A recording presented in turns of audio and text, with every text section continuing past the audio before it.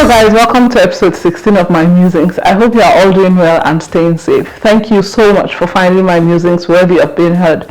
Remember to subscribe to my YouTube channel and follow me on my social media handles if you haven't. Thank you so much as you do so. So, because of my stance on superstition, enthusiasm and advocacy for science, I get asked sometimes if I value a white man's culture more than I value mine as an African. As if to say believing in spirits and witches is what makes you truly African. This is mostly from people who don't know me well anyway, so I don't take it to heart. Today my musings are going to be about embracing our African heritage. First off, the African continent has a unique place in human history. Africa is sometimes nicknamed the mother continent or the cradle of humankind. This is because it is the oldest inhabited continent on Earth. Ancestrally, humans have lived in Africa for more than 5 million years, according to some archaeological evidences. This alone is reason enough to be a proud African.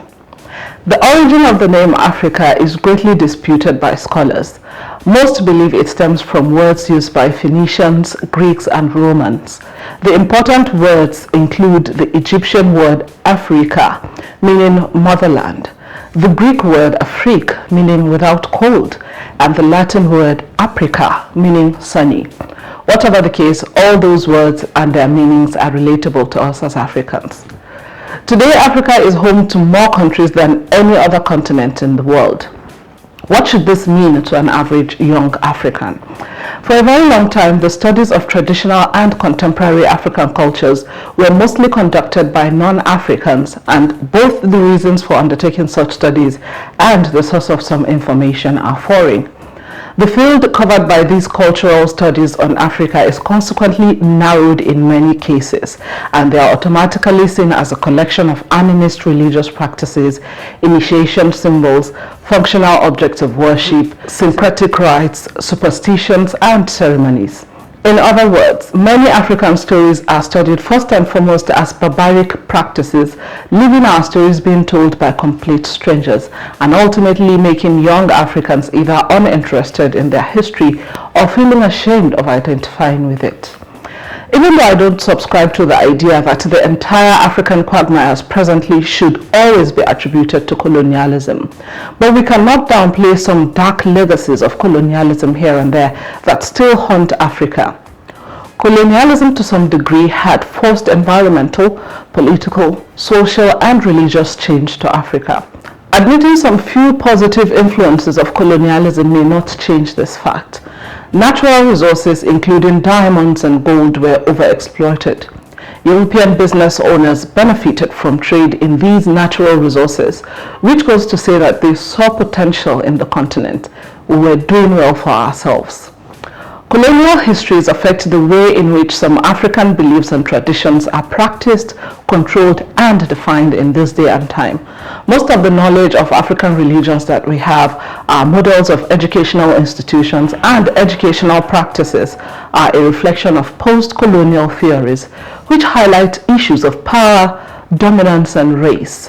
We need to tell our own stories, sell ourselves to the world. Over time, we have abandoned most of our African heritage and values like sense of hospitality, good relations, sanctity of life, respect for elders and authority, morality, language, proverbs, time, and so on, and given the entire credit to foreign religions as though we had no sense of right and wrong before we accepted Abrahamic religions in the continent. Now, it is worthy of note that northern Nigeria seems to be the region whose identity is almost completely lost. I have lost count of the times people asked for my son's real name. This is because we gave him a traditional Hausa name. Most people who are not northerners would say something like, "Oh, I thought you were Hausa because you have a Hausa name." Because to them, names like Hawa, Aisha, Ibrahim, Musa, and so on are Hausa names. This is because even young Hausas these days hardly know any traditional Hausa names. Contemporary Africa is incredibly diverse, incorporating hundreds of native languages and indigenous groups.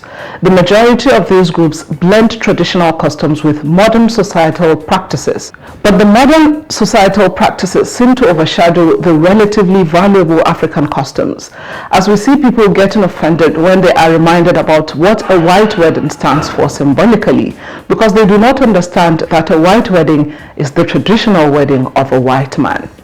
Of course, there are some practices in some few African communities which proved to be barbaric, like the killing of twins, witch hunt, and the ill treatment of widows by their in-laws who accused them of killing their husbands.